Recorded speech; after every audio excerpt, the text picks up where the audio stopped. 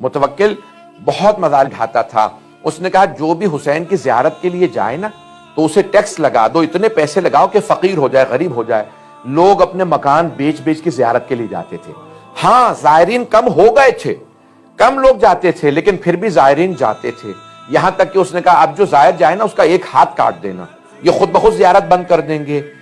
یہاں تک لکھا ہے کہ ایک مرتبہ ایک بوڑھی خاتون آئی, جیسے ہی پل بغداد پہ پہنچی انہوں نے کہا کہ او بڑھیا جانتی نہیں ہو ہم ہاتھ کاٹتے ہیں؟ کہا ہاں جانتی ہوں.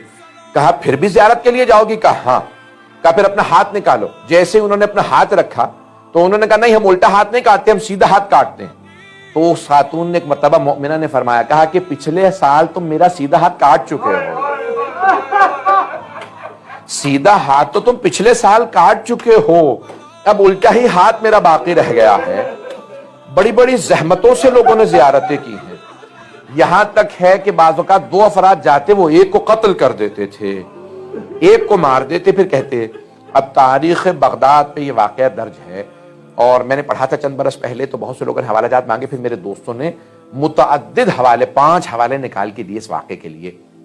بڑے بڑے جید علماء نے اس کو پڑھا ہے کہ امام حسین کے متوکل کا دور, امام حسین کی زیارت پہ پابندی. ایک بوڑھی نابینا خاتون اپنے بیٹے سے کہنے لگی مجھے ایک مرتبہ میرے مولا حسین کی زیارت کرا دے, پتہ نہیں کب میرا دم نکل جائے بیٹا, میری اب نہ ٹانگیں چلتی ہیں نہ آنکھیں دیکھتی ہیں, بس مجھے ایک مرتبہ میرے مولا کی زیارت کرا دے. بیٹے نے ماں کو کپڑے میں باندھا, پشت پہ اٹھایا.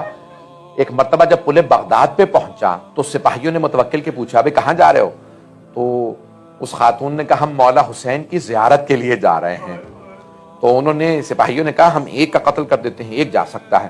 انہوں نے اس مؤمنہ کو, بوڑھی خاتون کو بیٹے کے پشت سے اتارا, بیٹے کا گلا کاٹا اور اس کو فرات میں ڈال دیا. مؤمنہ نے کہا بھی میں چل نہیں سکتی, میں اپاہج ہوں, میرا بیٹا کہاں ہے؟ تو کہا ہم نے آپ کے بیٹے کو, تمہارے بیٹے کو قتل کر کے فرات میں ڈال دیا, اگر بلا سکتی ہو بلا لو. اب آپ جانتے ہیں نا بوڑھی ماں کے لیے جوان بیٹے کی موت برداشت کرنا بڑا مشکل کام ہے. جوان بیٹے کی موت برداشت کرنے کے لیے کسی زینب کبریٰ کا کلیجہ چاہیے, کسی لیلا کا دل چاہیے. بس بھئی اب ایک مرتبہ وہ مؤمنہ رونے لگی. جب انسان زیادہ پریشان ہوتا ہے نا تو بعض اوقات اس کی زبان سے کفریہ جملے نکل جاتے ہیں, وہ گستاخی کر دیتا ہے. اب مؤمنہ ایک مرتبہ رونے لگی, بہت روئی, اور پھر روتے روتے ایک مرتبہ کہہ دیا, کہا میں حسین کی زیارت کے لیے جا رہی تھی, عباس نے میرا بیٹا لے لیا. بس یہ نہ جانے ان سے نادانی میں گناہ ہو گیا, کوتاہی ہو گئی. ابھی رو ہی رہی تھی, گھٹنوں پہ ہاتھوں پہ چلتی ہوئی جا رہی ہیں کہ اچانک بیٹے نے آواز دی اماں میں آ گیا. مؤمنہ نے سوال کیا بیٹا کون ہے تیری آواز میرے بیٹے سے ملتی؟ کہا اماں میں ہوں, میں آپ کا بیٹا, لیکن سپاہیوں نے کہا تھا انہوں نے آپ کو قتل کر کے فرات میں ڈال دیا. کہا ہاں اماں میں مر گیا تھا. کہا پھر بیٹا کیسے واپس آئے؟ کہا اماں مجھے مولا عباس لائے. اجرکم اللہ. کہا اماں مجھے مولا عباس لائے ہیں. کہا کہ مولا مجھے معاف کر دیجئے گا. ایک مرتبہ وہ بوڑھی مومنہ رونے لگی, کہا مولا مجھے معاف کر دے, میں نے گستاخی کی تھی.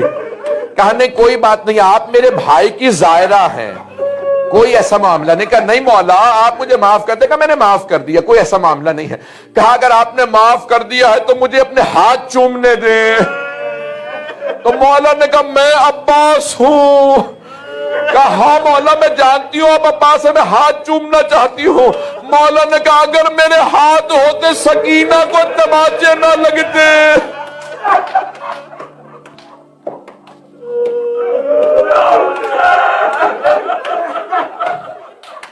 کہ میری بھتیجی سکینہ کو تماچے نہ لگتے